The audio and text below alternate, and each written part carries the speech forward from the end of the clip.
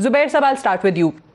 ایک جو چیز کہی گئی کہ کل دیکھیں چیف جسٹس آف پاکستان موجود تھے, سینئر ترین ججز وہاں موجود تھے, ان کی تقاریر ہوئیں, انہوں نے اس کانفرنس سے خطاب کیا, ہیومن رائٹس کے حوالے سے کانفرنس جو ہے منعقد کی گئی, فریڈم آف اسپیچ کے حوالے سے کانفرنس منعقد کی گئی. اب اس میں آج جو سوال اٹھایا جا رہا ہے وہ یہ ہے کہ نواز شریف صاحب کو انہی عدالتوں سے سزا ہوئی, انہی عدالتوں سے وہ مفرور ہیں یا مطلوب ہیں, ان کو کہا گیا ہے کہ وہ وانٹڈ ہیں, اور پھر نواز شریف صاحب انہی ججز کے آگے یا انہی کی کورٹس کے آگے جو ہے وہ آ کے تقریر کر دیتے ہیں. سو مجھے یہ ذرا بتائیے گا کہ نواز شریف صاحب کا آج اس سے تقریر کرنا, خطاب کرنا, ان کو صحیح مشورہ دیا گیا جس نے بھی دیا؟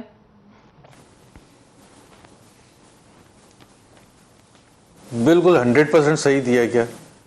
مطلب بھائی آ کر کسی نے نہیں سننا تو نہ سنے, یہی تو ہوتا ہے. What is the difference between ایک بالکل فریڈم جب ہوتی ہے, آپ کی جمہوریت ہوتی ہے, اور ایک ڈکٹیٹر کے دور میں کیا فرق کیا ہوتا ہے؟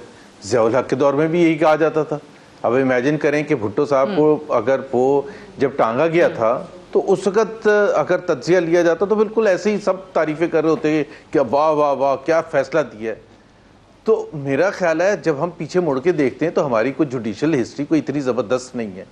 اور جب چیف جسٹس صاحب یہ فرما رہے تھے کہ کوئی پریشر کے تھرو نہیں آتا, تو میرا خیال ہے کہ ایک اگر کلپ ہوتا نا, وہ ابھی وائرل بھی ہوا ہے, کامران شاہد کا انٹرویو ہے پرویز مشرف صاحب سے. General Parvez Musharraf went on to say کہ انفارچونیٹ ہے یہ ہمارے ملک میں کہ جوڈیشری پر ایسے پریشر ڈال کے اور فیصلے کروائے جاتے ہیں. وہ اپنے فیصلے سے بھی وہ نہیں ہو رہے تھے, مطلب گھبرا رہے تھے یہ کہتے ہوئے, پبلکلی ایکنالج کرتے ہوئے کہ کس طرح سے ان کو فیسیلیٹیٹ کیا گیا, کس طرح سے اشتراک کے ساتھ اور زور ڈال کے, یہ دباؤ ڈال کے فیصلہ لیا گیا. اب پاکستان کی ہسٹری بھری پڑی ہوئی ہے. ابھی 2017 میں جو فیصلہ سنایا گیا تھا میاں نواز شریف پر, وہ کیس پناما کا تھا. Let me just repeat once. تو پناما کا اگر کیس تھا آف شور کمپنی کا, تو فلیٹس کے حوالے سے فیصلہ آتا, منی لانڈرنگ کے حوالے سے فیصلہ آتا, ٹیکس ایویژن کے حوالے سے فیصلہ آتا, سورسز آف انکم کے حوالے سے فیصلہ آتا.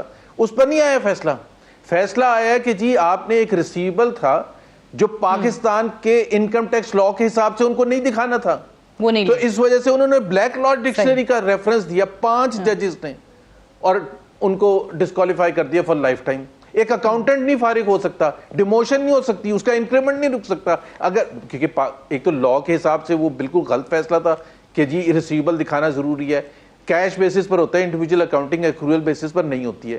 دوسری بات ہے اس کے بعد آپ نے کورٹ, کب ہمارے سپریم کورٹ نے کہا کہ نیب کو آرڈر دیا ہے کہ 3 ریفرنسز فائل کریں, 6 ہفتے کے اندر فائل کریں, اور اوپر پھر مانیٹرنگ جج بٹھایا, اور مانیٹرنگ جج میں سے وہ صاحب بھی تھے جو کہ جج بھی تھے قابل احترام جو اس فیصلے میں شامل تھے.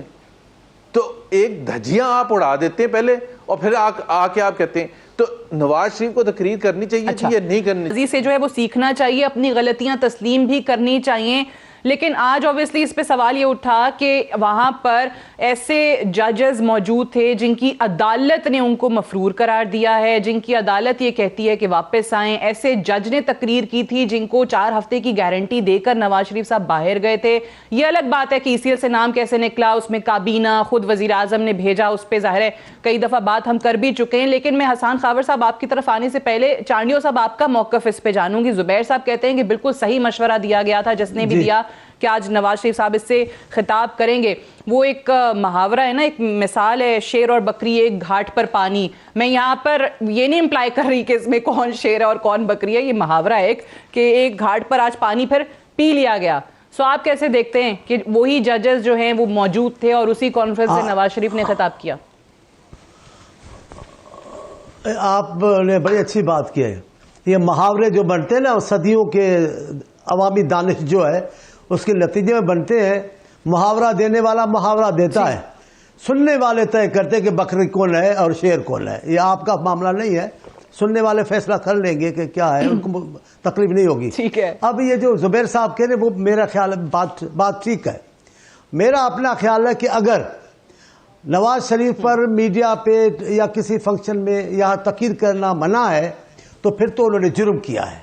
لیکن اگر وہ بندش نہیں ہے جیسے 2-3 لیڈروں پر ہے کہ وہ بول نہیں سکتے, میڈیا پہ آ نہیں سکتے, تو اور بات ہے. میرا خیال جو میرے علم میں ہے کہ میاں صاحب کے لیے ابھی کوئی ایسا فیصلہ نہیں ہے. اب مشرف صاحب کی مثال دینا اب تو شرم آتی ہے. اور جو میں پھر کہتا ہوں، کل بھی میں نے کہا، آج بھی کہتا ہوں، ہماری عدلیہ میں انتہائی محترم و مکرم نام ہے جن کے لیے محبتوں میں ہمارے سر جھک جاتے ہیں. اتنے بڑے نام ہیں ہماری عدلیہ کے کہ ان کا تعلق پاکستان کی عدلیہ سے ہے. ابھی ثاقب نثار صاحب کس حوالے سے بات کریں گے؟ آپ کیسے ان کی جان چھڑائیں گے؟ جیسے منیر کی کیسے جان چھڑائیں گے؟ انوار الحق کی جان کیسے چھڑائیں گے؟ مولوی مشتاق کی جان کیسے چھڑائیں؟ آپ بتائیں کیسے چھڑائیں گے؟ میں نے کل بھی کہا تھا، دلاب پٹیل صاحب بیٹھے ہیں، آج اطہر من اللہ صاحب کا میں نے اخبار میں بیان پڑھا ہے، میں ان کو سلام پیش کرتا ہوں. کیسے کہا انہوں نے؟